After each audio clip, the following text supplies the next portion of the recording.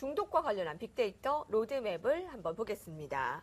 어떠한 키워드가 올라왔나 봤더니 이번에 4대 중독법과 관련해서 논란이 많습니다. 알코올 게임, 마약, 도박입니다. 중독자들에게는 심리 상담도 필요할 텐데 또 부작용이라는 중독의 또 반사적인 또 악영향도 같이 보이고요.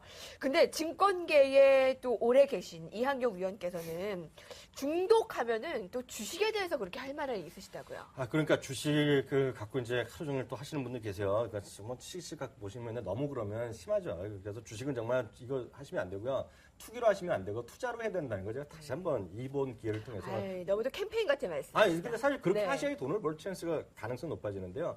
실제로 보면 전 세계에서 가장 도박성이 높은 게 중국이잖아요. 근데 이제 타이완 같은 경우 대만이요. 대만이 어떤 사례가 있었냐면요. 대만의 증권거래소는 이제 영어로 뭐 타이완 스탁 익스체인지란 공식 용어가 있는데 대부분의 대만 사람들은요. 아예 타이완 카지노라고 부릅니다. 그러니까 워낙 많이들 하니까 한 5, 6년 전에요. 대만 정부에서 거래 시간을 확 단축시켰어요. 너무 많이 하니까. 그래갖고 OECD 국가 중에서는 제가 알기에는 제일 그게 그 거래 시간이 짧아요. 아침 9시부터 1시 반이면 모든 게 끝나서 그다음에 일하러 가라는 거예요. 워낙 그 사람들이 이걸 하니까. 중독이 심해서. 네, 그래서 그게 이제 중요한데 실제로 보면 이 주식이랑요. 그 합법적으로 하는 투자 도박, 뭐 합법적인 게 경마, 경륜, 그리고 저쪽에서 하는 경정 있잖아요. 그런 게 있고 또 하나가 이제 완전히 카지노 합법적인 게 있고요. 그 외에 넘어가는 도박, 불법 도박이 있는데 이거를 잘 좀 이해하셔야 될 것 같아요. 그래서 어떤 분들 제가 이제 개인적으로 만나는 분이면 자기 모든 도박을 잘한다 하는 분들에서 주식도 잘할 수 있다는 얘기인데 그거 완전히 틀린 얘기예요.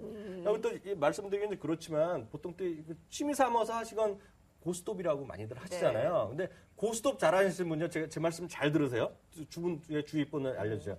고스톱에서 돈 버신 분이 계세요. 흔히. 그런 분들 주식 투자해서 제가 돈 버는 분들은 거의 못 봤어요. 왜냐하면 고스톱은 수의 경우의 수가 워낙 많고요. 세시학은 네시학은 자기 패만 아니라 다른 사람의 패까지 분석해 돼서 너무 많은 걸 생각을 해요. 그렇기 때문에 주식은 그런 게 아니라 오히려 단순하고 원리 원칙에 중요하다. 그렇기 때문에 오히려 너무 잘하시는 분은 돈 못 봅니다. 네. 상대적으로 그렇지만 하나 더 말씀드려요. 블랙잭 이런 거 좋아하시죠? 네네. 블랙잭이라든가 이런 거 좀 좋아하시는 분 있고 경마는 확률 게임이기 때문에 경마라든가 블랙잭을 좀 잘하시는 분은 주식 투자의 승률이 높죠. 오히려 확률 게임. 네네. 여러분도 공감하시나요? 궁금한데요. 네. 우리 주식 투자에 대한 중독을 얘기를 잠깐 시작을 했습니다만 4대 중독법에는 주식이 들어가진 않습니다. 네네. 근데 4대 중독법이 등장하게 된 배경부터 좀 살펴볼게요. 사실은 뭐 건강한 가정을 좀 지키자라는 아주 좋은 취지에서 시작된 법이에요. 새누리당 신희진 의원이 대표 발의한 법인데 중독 예방 관리 및 치료에 관한 법률안, 그래서 줄여서 중독 예방 치료법인데요. 마약, 알코올, 도박, 그리고 인터넷 게임을 4대 중독으로 규정을 해서요. 예방하고 치료 관리를 강화하자 이런 건데. 긍정적인 취지였네요. 네, 사실은 따져보면 보건복지부 자료 보시면 국민 8명 중에 1명이 중독이에요. 네. 특히나 중독자만이 아니라 가족들. 중독자가 1명 있는 가족들은 굉장히 괴롭거든요. 그러니까는 우리나라에서 게다가 마약으로 9만 명, 도박 59만 명, 알코올 218만, 인터넷 게임 47만, 333만 명이 중독인데 게다가 위험하게 중독이 될 수 있는 고위험군도 1000만 명이에요. 그러니까 우리나라에서 4명 중에 1명은 중독으로 해서 피해를 보고 있다라고 해도 과언이 아니거든요. 그러니까 사실 이 사람들을 대상으로 관리를 하자 이런 차원의 법인 거죠. 우리 주변에 누군가가 중독 위험에 노출된 사람들이 있다면 예방하고 치료하자라는 긍정적인 취지였는데 이것이 왜 이건 들어가고 이건 빠졌냐 이런 논란이지 않습니까? 그렇죠. 근데 4대 중독 근절 의지를 강하게 일단은 밝혔는데 공교롭게도 이때에 맞춰서 도박 혐의, 불법 도박 그것도 혐의 뉴스가 잇따르고 있습니다. 연예인들의 불법 도박이 늘 이렇게 안타까운 세안으로 전해주고 있는데 너무나 인기를 최근에 끌고 있는 이수근 씨, 그러니까요. 개그맨 아쉽죠. 이수근 씨 아쉽네요. 그리고 탁재훈 씨, 토니안 씨까지 또 계속 또 나올 거라고 하더라고요. 그러니까 정말 도박 중독이 정말 피해가 큰데요. 돈도 날리고 그리고 내 정신도 피폐해지는데 강원랜드 저 구석에 있는 곳 하나가 소화를 못해요. 그러다 보니까 불법 대박장으로 많이 몰리고 연예인들에 대해서 인터넷 불법 도박하시는 분도 좀 많고요. 처음부터 가볍게 그냥 레저로 즐기시면 되는데 이런 분위기가 아니고 뭔가 좀 운주문화도 우리가 좀 포금을 하잖아요. 도박도 약간 좀 무리하게 하는 이런 문화가 좀 아쉬워요. 특히나 연예인들이 남의 눈을 많이 의식을 하잖아요. 그러다 보니까 보이는 곳이 아니라 좀 숨어서 하고 그러다 보니까 상담을 받거나 치료받는 시기를 놓쳐요. 그래서 좀 연예인들이 특히나 재테크도 심지어 이렇게 하다 보니까 어디서 사기 잘 당하고 이래서 좀 연예인들이 특히 이런 좀 많이 시들리는 것 같아요. 그래서 또 이제 뭐 필리핀을 가서 음성적으로 한다던가. 그렇죠. 그래서 왜 황기순 씨가 그 쫄딱 거지돼서 돌아오셨다면서요. 그럼요. 네. 초딩들의 우상이었던 심영래 씨도 사실 도박으로 망가졌어요. 그래요? 그러네요. 그 연예인들이 스트레스, 그 대중들의 인기에 대한 그런 영향, 불안감을 좀 잘못 해소한 케이스라고 볼 수가 있겠네요. 해외에서는 이 도박에 대해서 어떻게 접근하고 있나요? 사실 저는 이 도박에 대한 정신 건강의 문제는 상당히 하나의 축이 분명히 있는 거고요. 미국, 뭐 유럽 다 마찬가지. 이것은 하나의 카지노를 해갖고 하나의 산업으로 산업화하는 건 긍정적 요인이 많죠. 단순한 카지노가 아니라 벅시 이런 거 영화 보시면 왜 어떻게 이렇게 카지노가 생길까 아시는 분 계실 텐데요. 복합 리조트자, 온 가족이 같이 즐길 수 있는 문화 단지로. 우리나라 강원랜드도 처음엔 취지가 그런 거 아니었어요? 가보시면 아시겠지만 그건 말도 안 되는 얘기죠. 네. 지금 거기는요. 완전히 가보시면 압니다. 말하기가 네, 좀 그렇고요.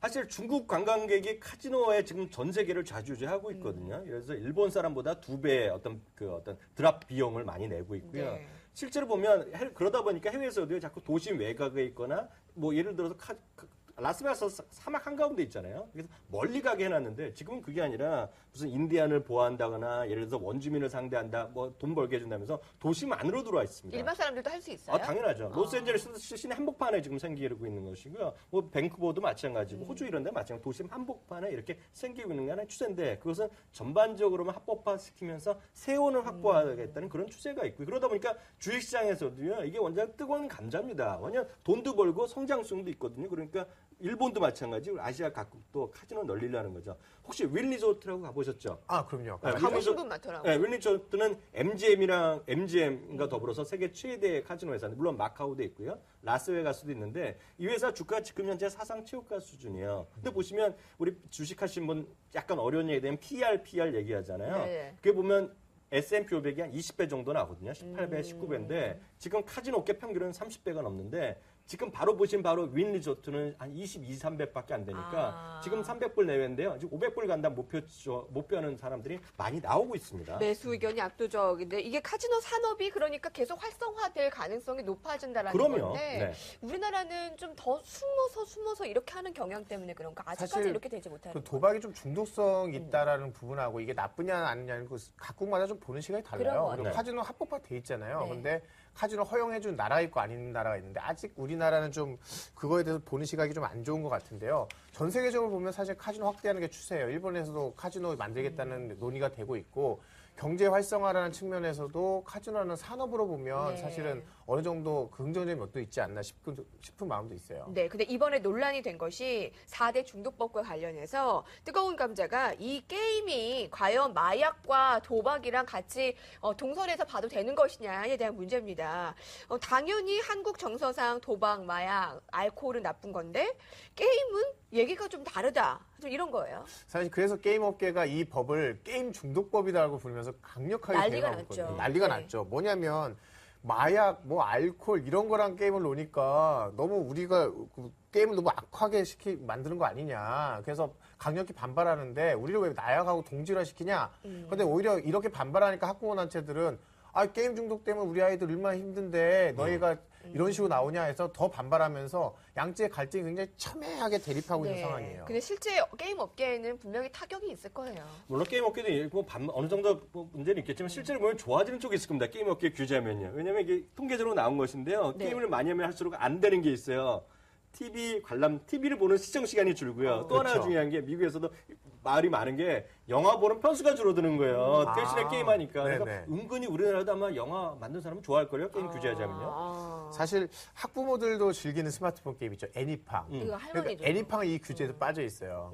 뭐냐면 그렇겠죠. 해보니까 이건 좋거든. 그러니까 내가 해본 게임을 빼고 내가 안 하는 게임 있죠. 애들이 뭔가 PC에 빠져 있는 것. 사실 이런 게임들 규제를 하는 건데 그러다 보니까 저는 그 우리나라에서 다른 게임보다 넥슨이 네. 이제 청소년 비율이 높으니까 넥슨이 좀 규제를 많이 볼 것 같다는 네, 생각이 네. 들고요. 최근에 일본에서 주가가 많이 하락했거든요. 네. 그게 좀 물론 성장성에 대한 문제도 있지만 이게 좀 규제 이런 이슈도 좀 있지 않았나 싶어요. 과연 이걸 볼 것인가. 근데 전 두 분의 의견을 듣고 싶어요. 네. 어떠세요? 이게 중독으로 포함되는 게 맞다고 보세요?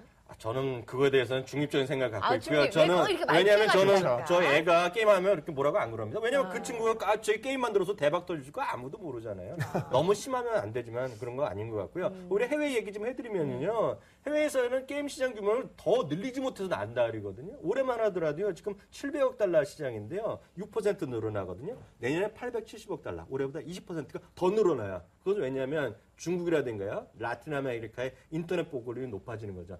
중국 지금도 문제라 뭐 크다고 하지만 절대 아닙니다. 왜냐하면요. 중국은 지금 인터넷 보급률이 아직 25%밖에 안 돼요. 아직 안 간 곳이 훨씬 많다는 거 꼭 좀 기억하시면 될 것 같고요. 더 커지겠네. 네, 실제로 보면은요, 스마트폰이라든가요, 모바일 쪽에 하는 모바일 게임 비중이 35%까지 늘어난 것이 사내 현실이 되겠고요. 또 하나 지금 짚는 평균 말씀드리면, 미국에서 조사했는데, 평균 나이가 게이머가 30세예요. 30세의 의미가 뭐냐면요, 젊은 친구, 나이 든 사람이 딱 가운데 있는 거거든요. 그러니까 나이 구분 없다는 것이고요. 또 하나 재밌는 것은 몇 년 전만 하더라도요, 여성의 비율이 높았어요. 이제 수치를 보여드리면 2006년에는 여자 비율이 38%였는데요. 2010년 지금 통계 나오잖아요. 45%까지 늘어났어요. 아, 여자가 늘어났다고. 네, 무슨 얘기냐면 네. 그만큼 남녀 구분도 없다는 거예요. 그러니까 모든 사람이 즐기는 게임 산업을 자꾸 규제 쪽으로 가는 건 저는 솔직히 절대 반대죠. 그래요. 저는 좀 생각이 다른 것 같아요. 이 게임 때문에 현실과 구분을 잘 못해서 그 살인을 저질렀다 하는 것이 게임이랑 혼동돼서 그렇다. 그래서 그 PC방에 가면요. 제가 예전에 그 친구가 아르바이트를 해서 가본 적이 있는데요. 네. 5일 밤을 안 가고 게임을 하는 사람이 있더라니까. 그것도 중독 아니에요? 사실 뭐 그런 부분도 네. 있어요. 그러니까 게임 업체들도 무조건 아니다고 할 게 아니라 전 오히려 더 적극적으로 나서야 된다는 거예요. 재혼 사례 하나 소개해 드리면 그 야구 게임 마구마구 시리즈 만드는 회사가 있는데 애니파크라는 회사가 있어요. 이 회사가 뭘 했냐면 티볼이라는 게임이 있어요. 공을 이렇게 좀 더 야구공보다 큰 걸 놓고 탁 치는 게임인데 이걸 초등학교에 보급하는 일을 했어요. 지금은 전국 모든 초등학교가 이 게임을 해요, 아이들이. 그런데 사실 이런 야구단 활동하고 리틀 야구단 이런 거 하면 오프라인에서 애들이 재밌는 게 있고 활동이 있으면 온라인에 우리가 덜 빠지게 되거든요. 오히려 게임 업체 입장에서는 이렇게 어릴 때부터 야구 문화를 즐긴 친구들이 성장하게 되면 다시 야구 게임으로 돌아올 확률도 높기 때문에 이런 식으로 좀 윈윈을 하고 실제로 아이들에게도 좀 더 좋은 방향을 제시해 주는 거는 굉장히 좋은 사례 같아요. 네, 맞으면 전체적으로 인식을 좀 바꿀 필요가 있어 보입니다. 그 LOL 게임 우리 지난번에 다뤘지만은요, 중국에서는 정식 스포츠가 됐거든요. 우리나라 내년에 롤드컵 우리나라 삼성의 스폰서에서 우리나라 열리그로 발표됐잖아요. 이거 정말 시각을 좀 바꿀 필요가 있어요. 사실 지금 전병헌 민주당 원내 대표인 그 지금 e스포츠 협회를 맡고 있는 전병헌 의원도요. IOC에 가입해서 올림픽 시범 종목으로 지정하려고 하는데 LOL? 빠르면 내년에 돼요. 그러면 어떻게 되냐면 너 게임 좀 그만하고 일해라고 공부해 했던 친구들이 어느 날 갑자기 금메달 따오는 거예요. 그 다음부터 애들 손 붙잡고 게임하고 없냐고 쫓아다니실지도 몰라요. 하고 마는 부모들이. 거죠. 네. 우리 청소년들이 왜 게임에 중독될 수밖에 없었나? 그 배경도 좀 알 필요가 있을 것 같아요. 사실 이게 요즘 얘기가 아니라 카우치 포테이토라고 있어요. 카우치라는 게 이제 푸신푸신한 소파거든요. 한국말로 하면요. 거기다 포테이토 감자잖아요. 감자 먹는 거예요. 왜냐하면 실업률이 많고 그러니까 사람들 할 거 없어서 맥주 마시고 그러니까 살이 찌는 거예요. 저게 딱 카우치 포테이토 저희거든요. 어찌 보면 경제가 좋아지면 결국은 이런 사람들이 줄어든다. 그렇게 생각할 수도 있죠. 네. 사실 뭐 아쉬운 게 게임 규제하자는 쪽이나 말자는 쪽이나 정작 청소년 게임 중독 심각한 걸 어떻게 해결할지에 대해서는 얘기가 좀 관심이 좀 적은 것 같은데요. 사실 게임 중독이어서가 아니라 애들이 게임하는 것 자체가 싫으신 부모님들 마음도 있을 것이고 그런데 이거에 좀 우리가 좀 관심을 가져야 될 부분에 소홀한 거를 그렇게 좀 이렇게 책임 전가하는 게 아닌가라는 생각 좀 들어요. 네. 자, 오늘 4대 중독을 막을 수 있는 그런 방법, 그 모든 걸 찾을 수는 없었지만 확실한 방법은 또 가족과 주변인들의 관심이 아닐까 싶습니다. 여러분도 오늘 어떻게 보셨는지 궁금하네요. 자, 두 분의 딱 한 종목 이어집니다.